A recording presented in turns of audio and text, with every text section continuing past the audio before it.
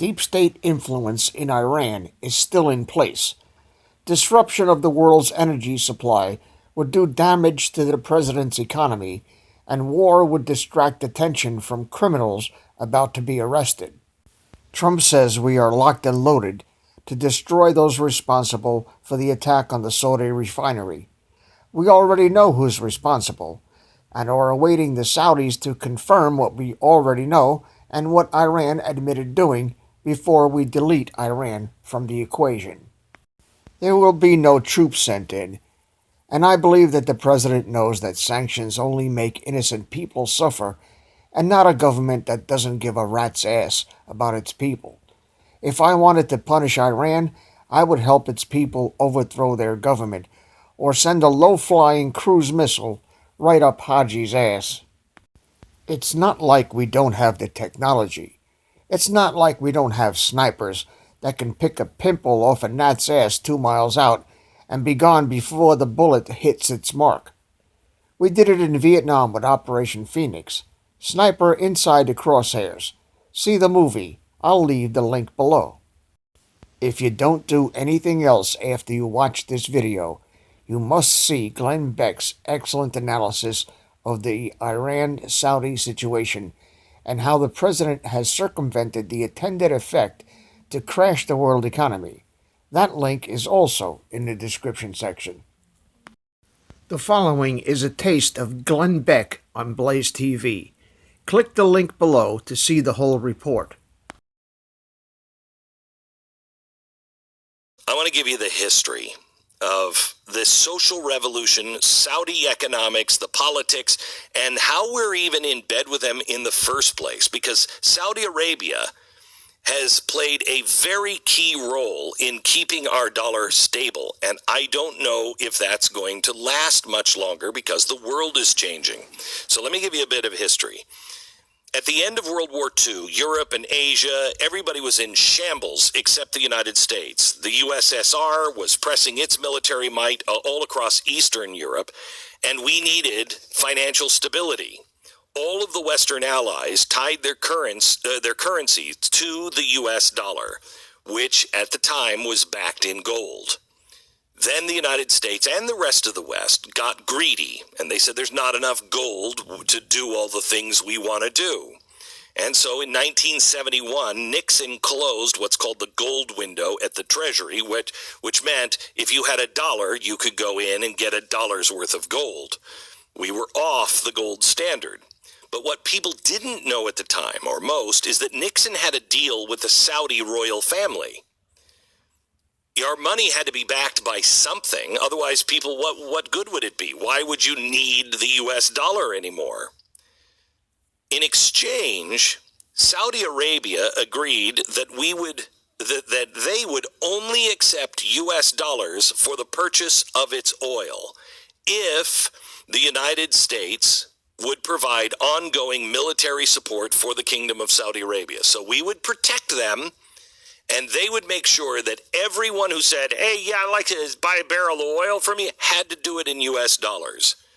So that is why the US has the, reserve currency around the rest of the world. But that is beginning to change. However, to this day, 99% of international bank transfers close in US dollars, and over 92% of all oil purchases occur in US dollars. And it's been going this way for 50 years. We've had an alliance with Saudi Arabia. We ensure that their borders are safe. They ensure that the US dollar is the primary currency used for financial transactions worldwide. But something happened here in America. Something big happened. About 15 years ago, the Roughnecks here in Texas, in Colorado, and Utah, North Dakota, Kansas, they figured out a new way, a new technique of changing the shale stone that we have into oil. Now, shale is oil that long ago dried into rock. How do you take that rock and turn it back into oil? Well, the process is called fracking. Now let me stick my 2 cents in here for a minute. You'll go around your neighborhood probably, you're driving around, and you'll notice that people have signs on their lawns saying, "Stop fracking." Well, they don't know what fracking is. They've been brainwashed and conditioned by the mainstream media and by the globalists and by all of these crazy lunatics out there that fracking is putting a drill in the ground and pumping in steam or pumping in something and causing the rocks to crack and make earthquakes. That is total bullshit. Fracking is probably the worst name they could have gave this thing because it's a misnomer. It's turning the rocks that are dug out of the ground back from this petrified oil back into liquid oil that can be processed. You got that? Fracking took hundreds of millions of cubic yards of earth and transformed it into energy. We now have 1.8 trillion barrels of oil here in the United States. That's enough energy production for more than 1,000 years of U.S. energy production, including any population growth. For 1,000 years, we can be energy independent. So what does that mean? Well, now that we have the largest oil reserves, oil production from the U.S. has put a permanent cap on global oil prices unless there's a significant disruption in global oil supplies. Prices, they say, now will have a hard time getting over $70 a barrel. If this would have happened in 2008, the price of oil could have gone up to $200 a barrel. What are we looking at? $65 a barrel? It's up 20%.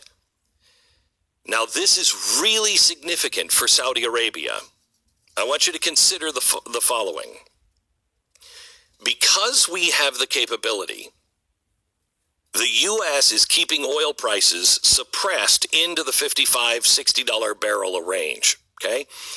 Saudi Arabia is only profitable producing oil at about $80 a barrel. So think about what that means. That means we still have a petrodollar, but it's our petro that the dollar is based on. So we can call up Bin Salman Habib, whatever his name is, and say, hey, we don't need your oil anymore. We should have gotten away from these people a long time ago, but unfortunately, this is what Nixon did, Tricky Dick. And we can call him up and say, hey, listen, you know all that oil you're pumping out of the ground over there? Well, you can turn that shit into Vaseline and rub it on your camel's ass, because we don't need you anymore. Adios, muchachos, and hang up the phone. And they can take care of their own problems over there. And we would only get involved if it threatens us. This is the genius of Donald Trump. And this, by the way, shows you the influence of this so-called green movement, the so-called save the whales, save the trees, save the bees. Yeah, save the bees, save everything. Save everything. Stop polluting. Stop throwing trash away. And stop being so, I gotta have it now. I gotta have it now. I don't want to bring my bottles back to the store and get the 5-cent deposit. I'd rather just throw them in the garbage and let them land out in the ocean somewhere. The problem is solved.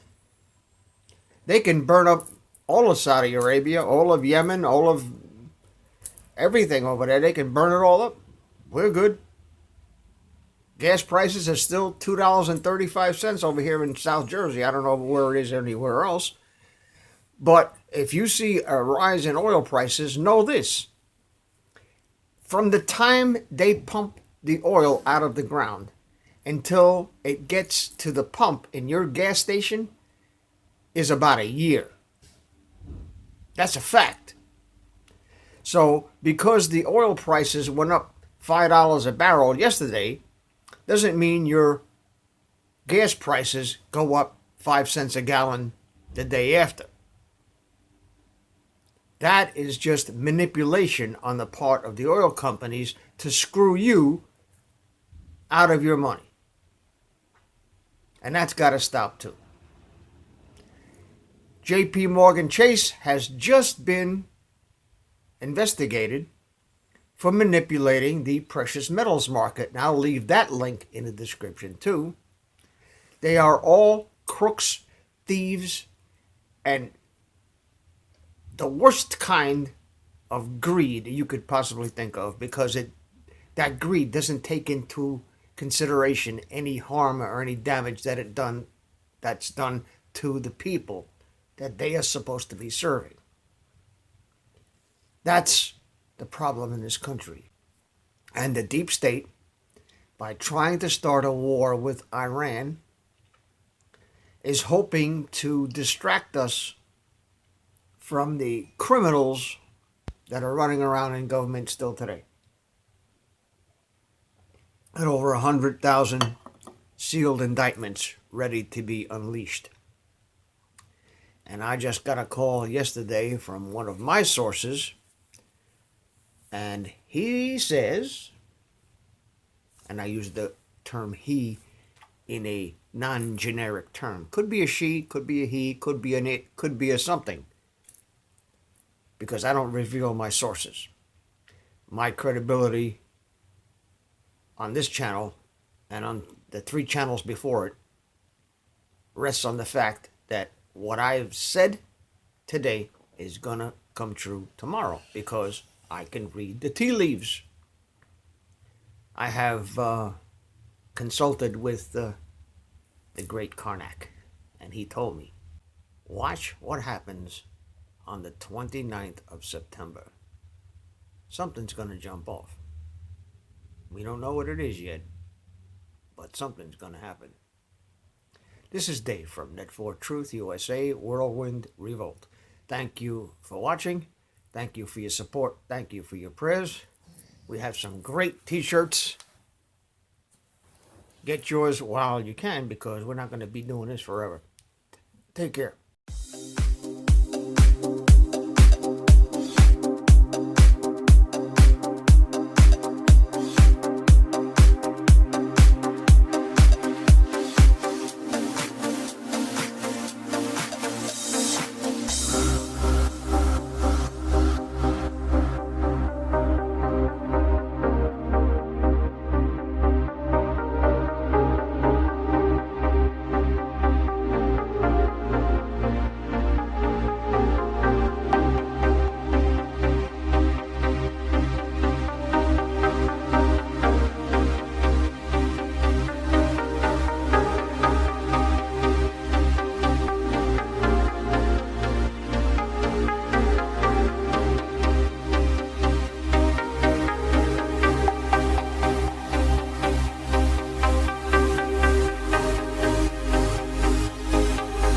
Please subscribe to our backup channels, Whirlwind Revolt, Inglorious Patriots, and Net4 Truth USA 2 Patriot channel. You can also find us at Net4 Truth USA on BitChute. We fly so close to the target, we're on our 4th fighter jet. We will be relentless truth seekers until the enemies of freedom are defeated. You can support this channel by using the links in the description, but for a $100 donation, I will personally send you a autographed hardcover special edition copy of Land of Childhood's Fears. Also, visit my bookstore at lulu.com/Net4Truth USA. If you are viewing this video on BitChute, you can use the links in the description to support us, or simply click the green $ dot on our video to support this channel. Thank you. Links are in the description section.